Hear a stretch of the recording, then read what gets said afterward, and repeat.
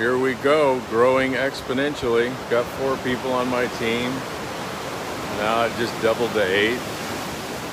10. Good morning, Andrea. 12. Good morning, Lawrence. 14. Good morning, Don. 19. Look at this team growing. I love exponential growth. Good morning, Melody. Oh, Modi. Good morning, Stacy. Thanks for your help this morning. Good morning, Sarah. Andrea. Yep. It's a beautiful day. Hey, this is Fireside Chat number 5, I think. So that means you got to bring it with questions. And at 8:30 Hawaii time, which is 11:30 Pacific, 2:30 Eastern time, I'm gonna do a fireside chat on Instagram. Different questions, different conversation. If you don't follow me on Instagram, I don't blame you because I'm never on Instagram, but I'm gonna be on Instagram moving forward. And I don't suggest necessarily that you listen to me twice today because that's a lot. But if you prefer Instagram, then you can catch me over there, Richard Bliss Brooke on Instagram. Morning, Pony. Morning, Cindy. Well, let's bring it with questions. What do you guys want to talk about this morning? What's on your mind? Where are you stopped? Morning, Christine. All right, who's got a question? Who's got a subject? Bring it. Come on, let's do it.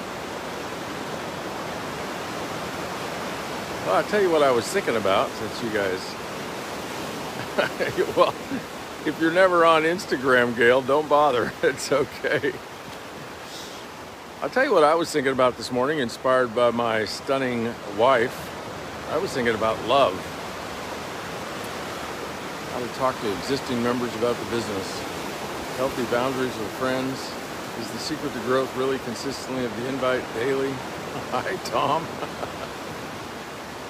Well, I'll tell you what I was thinking about this morning, and then I'll tackle a couple of those questions. I was just thinking about love. I was thinking about love last night. I was thinking about love at like 2 o'clock this morning. I was thinking about love at 5 o'clock this morning. I was thinking about all of it. Thinking about my beautiful wife and how much love she brings to me, and how much I love her, and how much I don't always show it. That's what I was thinking about.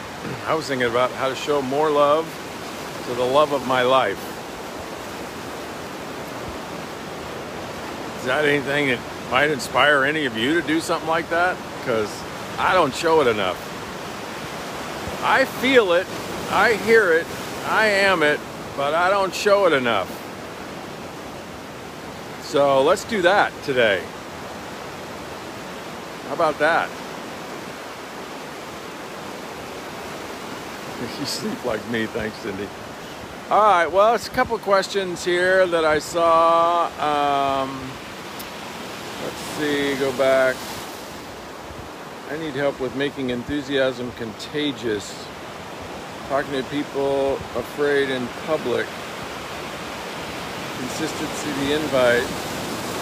How to talk to existing members about the business. Sarah, I'm going to tackle that one. Probably should maybe get you some sun on my face or something like that. How to talk to existing members about the business? Well, here's how I recommend you do it. I recommend that you just sort of sprinkle on them. Just think of it like, a once a week light mist of rain where you sprinkle on them. So let's say you have 100 members on your team, customers, members, whatever you call them, but they're not building a business, and they're not supposed to. Most of them are not supposed to. If you have 100 people on your team that are customers, and a few of them are sales leaders, distributors, whatever you call them, the normal ratio is about 5%, 95%. 95% of them are just customers, 5% see the opportunity. But here's where so many people get stuck. They see their customers as permanent customers. They listen and believe to what their customers say. Their customer says, no, not me. I just want to use the product. I don't want to talk to my friends. I don't need the money. I don't have time, blah, blah, blah, blah, blah. And so we tend to believe them, right? Well, those of you who have seen the backdrop of my professional studio in the house see what's always in the backdrop is green eggs and ham. And Sam didn't believe that whoever it was, the Grinch or somebody, didn't want green eggs and ham. He just kept presenting green eggs and ham in a different way. And I know one of the things that people misinterpret about green eggs and ham is that what you're supposed to do is harass your prospects. And I don't mean that at all. The message in green eggs and ham is just creative persistence. Creative persistence. And what does that mean?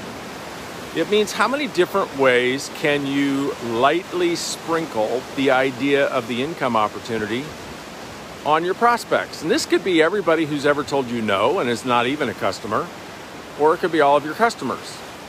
They're all the same when it comes to the income opportunity.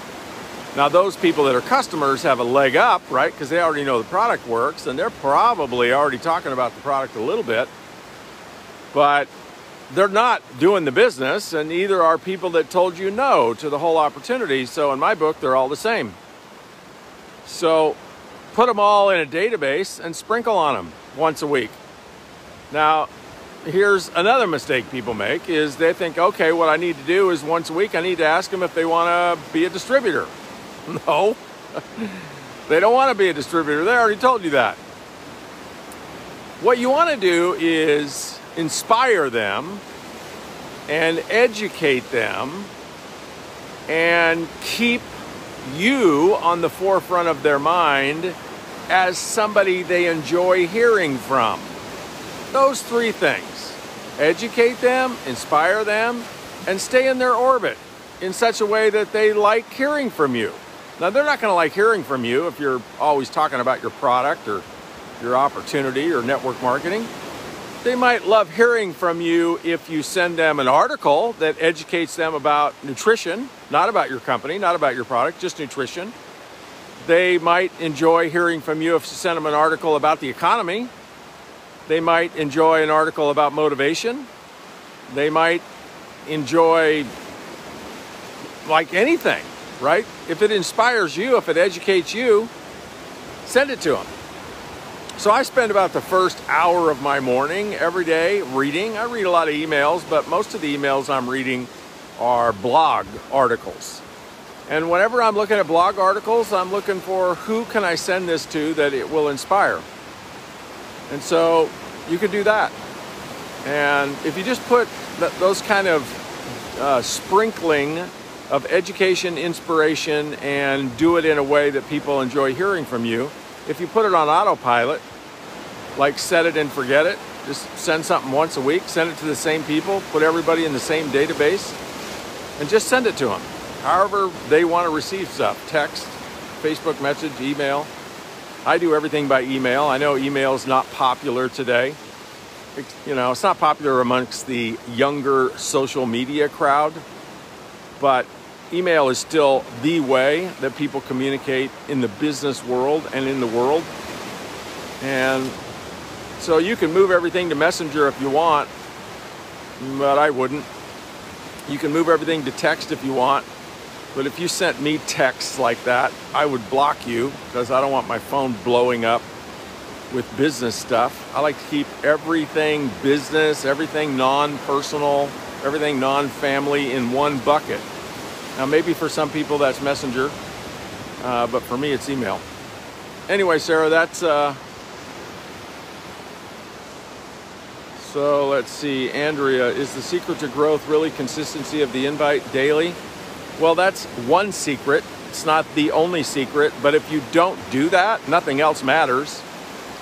I mean, you can do all the personal development in the world. You can read all you want. You can do social media all you want. But if you don't invite on a consistent basis, no matter what you're doing. So you could be in real estate, you could be selling mortgages, you could be selling cars, you can have your own, some kind of business, you know.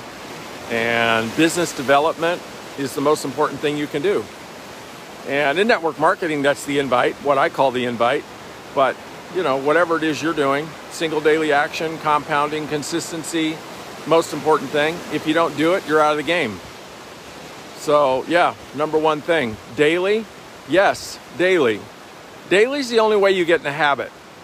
If you do something 3 times a week, if you're like me and a lot of people, you tend to forget which days of the week you're supposed to do it. Did I do it yesterday?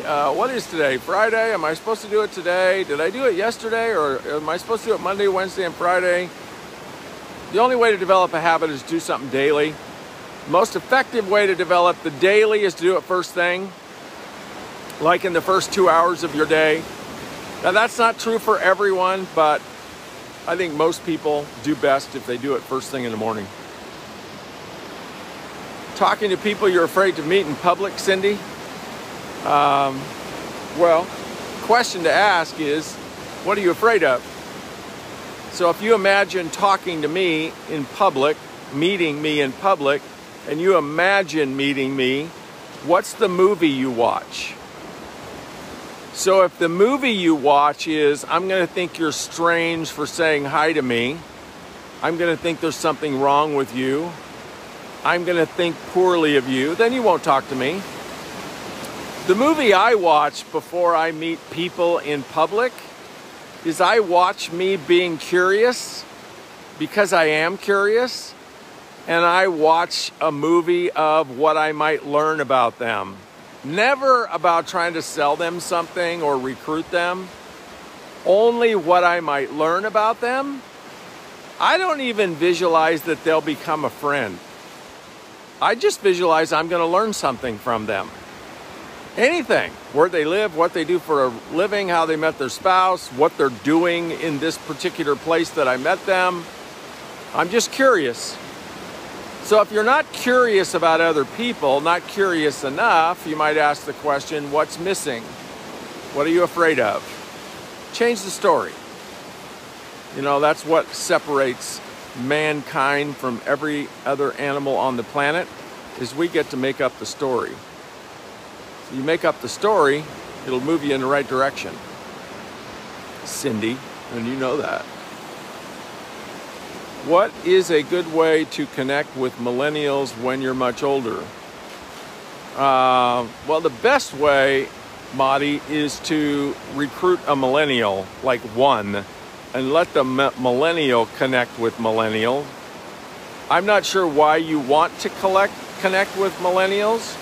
If you're much older and you're doing the business, how about you connect with people that are much older? Connect with people like you. If you're suggesting that millennials have an advantage in network marketing, if that's what you're doing, they don't. Not at all. It's real hard for millennials to stay focused. Millennials are not loyal to a particular company. They move from opportunity to opportunity, and they don't have the work ethic of older people. Now, I'm not saying millennials can't crush it.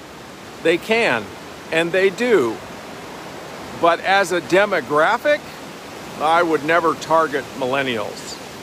As a demographic, I would target people that are 35 to 65 or 75 that have experienced enough life to know what's valuable and to know what they have to do to get what's valuable out of life. I want to talk to people that have been kicked around by life some. They have some convictions about life. They know who they are. They know what's important. They know what it takes to get what they want in life. They have credibility. They have relationships. I mean, meaningful relationships, not, texting relationships. And I'm not down on millennials at all. I love millennials.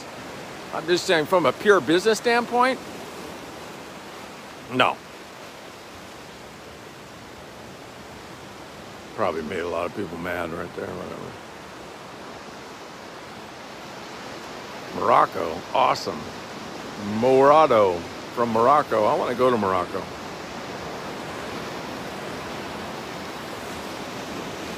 To ask one person a day consistently to take a look, what is a simple canned script to use if I get blocked? Well, Jason, I don't use canned scripts, and I don't think you're going to get blocked if you're messaging people. And so the way, if you're looking to invite people that you don't know and you're looking on social media, what you want to do is start about 10 conversations a day with people you don't know that have nothing to do with your product or your business. Whatever you're selling, don't start the conversation around that. Start the conversation around who are they? What are they doing? Where do they live? What are they selling? What's their job? What do they do when they're not working? Why are they part of this group where you found them? Start 10 conversations like that a day. By the end of 10 days, you'll have 100 potential conversations going on. And let those conversations play out, however they're going to play out. Some of them are going to die an early death, perhaps most of them. Some of them are going to carry on. Some of them, people are going to turn the table and ask you about you. Then you can tell them about you, what you're doing. So there's no canned script. I don't know about getting blocked on Facebook. I've never been blocked on Facebook. If you're spamming a bunch of people, yeah, you should get blocked on Facebook. Facebook's not about sending out scripts. It's about getting to know people, having authentic conversations with people. You ask lots of questions, you listen to the answer, you ask more questions, you listen to the answers, you ask more questions. And the questions are not agenda-based questions like, do you keep your income options open? I'm talking about curiosity about the other person. If you have not studied my 8 Steps to the Authentic Networker, that might be a good place to start. It's on my website, richardbrooke.com. All right, gang. We went deep in business today, even though we started off loving Kimmy. She deserves so much love, and I have so much more love to give her. And so that's what I'm working on right now, is giving more love to my Kimmy. I'll see you guys on Instagram in a couple hours.